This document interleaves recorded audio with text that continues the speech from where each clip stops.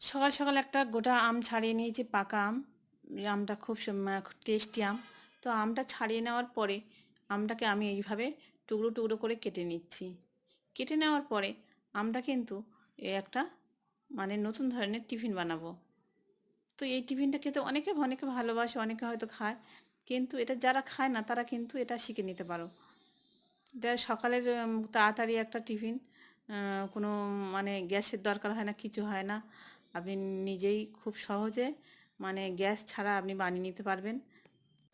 তো আমি প্রথমে আমটাকে ভালো করে ছাড়িয়ে নিয়ে তারপরে আমটাকে এরকম করে পিস পিস করে ছোট ছোট টুকরো করে কেটে নিয়েছি।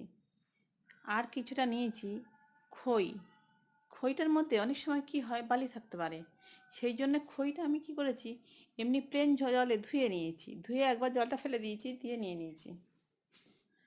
আর এই আম, খই আর তার সাথে দুধ দিলে আরও টেস্টি হয়। দুধটা অনেক সময় অনেকের সকালবেলা কিন্তু খেলে গ্যাস হয়। সেই জন্যে যাদের গ্যাস হয় তারা এই দুধটাকে স্কিপ করতে পারো।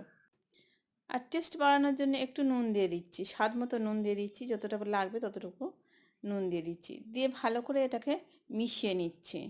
আমি দুধ দিইনি, আমার কদিন ধরে গ্যাস হচ্ছে, সেই জন্য আমি দুধ দিইনি। তো আমি একটু নুন নুন দিয়ে দিয়েছি, দিয়ে খই আর আমটা এটাই খাবো সকালে। এটার একটা গুণ আছে, আর একটা গুণ আছে ভালো। তো এর গুণটা হলো যাদের কোষ্ঠকাঠিন্যের সমস্যা আছে তারা কিন্তু এইটা খেলে খুব ভালো, কোষ্ঠকাঠিন্য সমস্যাটা কিন্তু অনেক দূর হয়ে যায়।